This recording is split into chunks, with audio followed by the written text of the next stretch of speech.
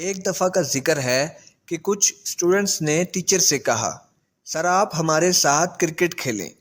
5 گیندوں پر teacher نے 2 runs بنائے، 6ٹھی گیند پر کلین بولڈ ہو گئے۔ اسٹوڈنٹس نے شور مچا کر بھرپور خوشی کا اظہار کیا۔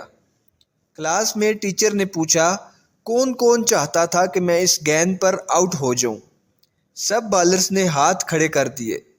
ٹیچر ہنس دیے، پوچھا میں کرکٹر کیسا ہوں؟ سب نے کہا بہت برے۔ پھر پوچھا میں ٹیچر کیسا ہوں؟ جواب ملا بہت اچھے۔ ٹیچر پھر ہنس دیے۔ صرف آپ نہیں، دنیا بھر میں پھیلے ہوئے میرے ہزارہا اسٹوڈنٹس جن میں کئی میرے نظریاتی مخالف ہیں، گواہی دیتے ہیں کہ میں اچھا ٹیچر ہوں۔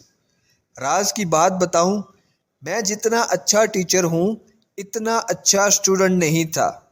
مجھے ہمیشہ سبق یاد کرنے میں دشواری کا سامنا کرنا پڑا اور بات سمجھنے میں وقت لگا۔ کیا آپ بتا سکتے ہیں اس کے باوجود مجھے اچھا ٹیچر کیوں مانا جاتا ہے؟ سب نے کہا سر آپ بتائیں کیوں؟ ٹیچر نے کہا ادب۔ مجھے اچھی طرح یاد ہے کہ میں اپنے ٹیچر کے ہاں دعوت کی تیاری میں ان کی مدد کر رہا تھا۔ فریزر سے برف نکالی جسے توڑنے کے لیے کمرے میں کوئی شے نہ تھی۔ استاد کام کے لیے کمرے سے نکلے تو میں نے مکہ مار کر برف توڑ دی اور استاد کے آنے سے پہلے جلدی سے ٹوٹی ہوئی برف دیوار پر دے ماری۔ استاد کمرے میں آئے تو دیکھا میں نے برف دیوار پر مار کر توڑی ہے۔ انہوں نے مجھے ڈانٹا کہ تمہیں عقل کب آئے گی، یوں برف توڑی جاتی ہے؟ میں نے ان کی ڈانٹ خاموشی سے سنی۔ بعد میں انہوں نے اس بے وقوفی کا ذکر کئی جگہ کیا۔ میں ہمیشہ بے وقوفوں کی طرح سر ہلا کر ان کی ڈانٹ سنتا۔ انہیں آج بھی نہیں معلوم کہ برف میں نے مکہ مار کے توڑی تھی۔ یہ بات میں نے انہیں اس لیے نہیں بتائی کہ وہ ایک ہاتھ سے معذور تھے۔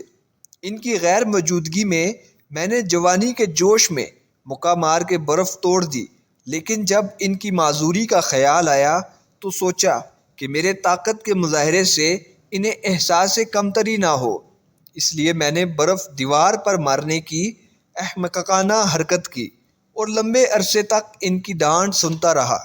اور ایک آپ لوگ ہیں کہ ایک دوسرے کو چیخ چیخ کر ہدایت دے رہے تھے کہ سر کو یارکر مار کر آؤٹ کرو۔ جیتنا سب کچھ نہیں ہوتا، کبھی ہارنے سے زندگی میں جیت کے راستے کھلتے ہیں۔ آپ طاقت میں اپنے ٹیچرز اور والدین سے بے شک بڑھ جاتے ہیں، لیکن زندگی میں سب سے جیتنا چاہتے ہیں تو اپنے ٹیچرز اور والدین سے جیتنے کی کوشش نہ کریں، آپ کبھی بھی ہاریں گے نہیں۔ اللہ پاک آپ کو ہر میدان میں سرخرو کرے۔ دوستو، اس کہانی کا عنوان ہے با ادب با نصیب۔